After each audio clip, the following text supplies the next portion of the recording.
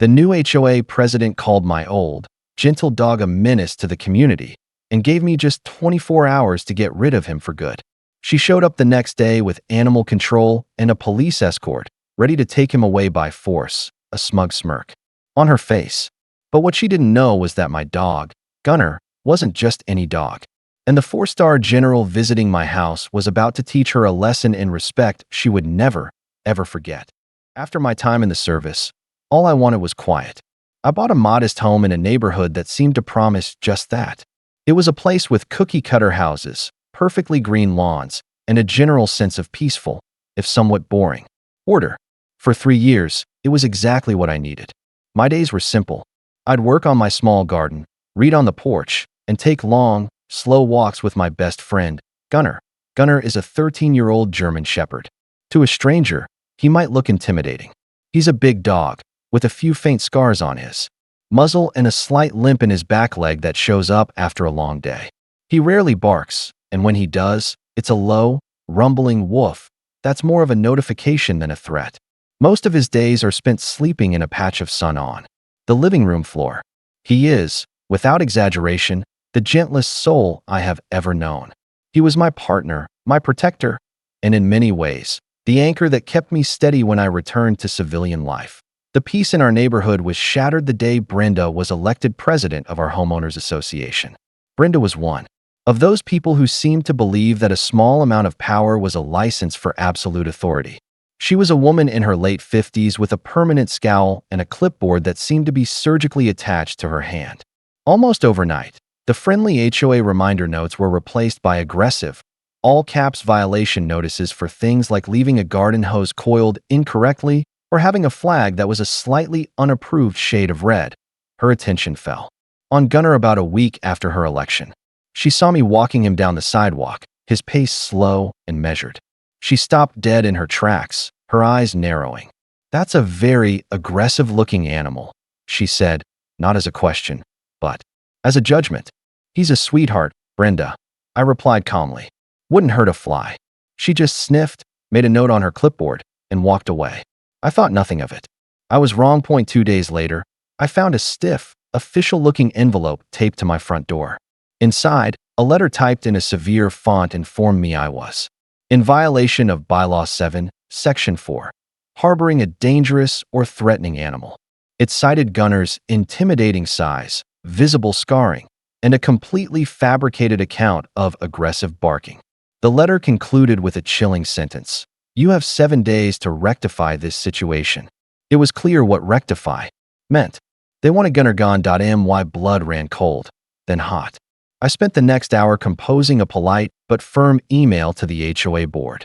I explained Gunner's age, his gentle temperament, and attached his full veterinary records. I stated, in no uncertain terms, that he was a member of my family and he would be going nowhere. Brenda's response came in the form of a second notice, delivered in person the very next day. She didn't even knock, just taped it to the door. With excessive force. This one was shorter. Final warning. You have 24 hours to comply and remove the animal from the premises, or we will involve county authorities to have it removed for you. I was furious, but also worried. I knew people like Brenda. She would follow through. Coincidentally, I was expecting a visitor that day.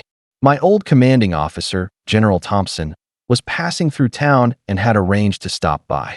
He was more than a former CO. He was a mentor and a friend. When he arrived, I explained the situation.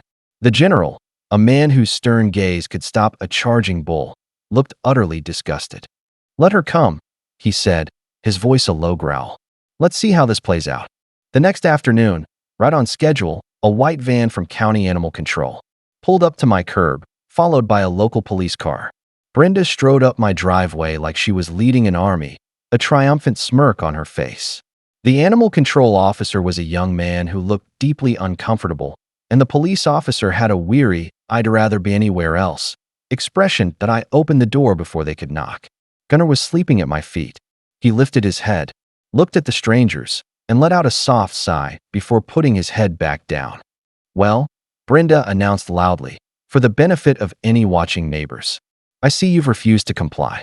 As I warned you, I've brought the authorities to handle your threat." The animal control officer stepped forward hesitantly, a catch pole in his hand. Sir, I'm sorry, but we have an official complaint. He never got to finish his sentence at that moment. The screen door opened, and General Thompson stepped out. Onto the porch. He was in his full Class A dress uniform, medals gleaming on his chest, on his way to a formal veterans fundraiser event later that evening. His presence instantly changed the entire atmosphere.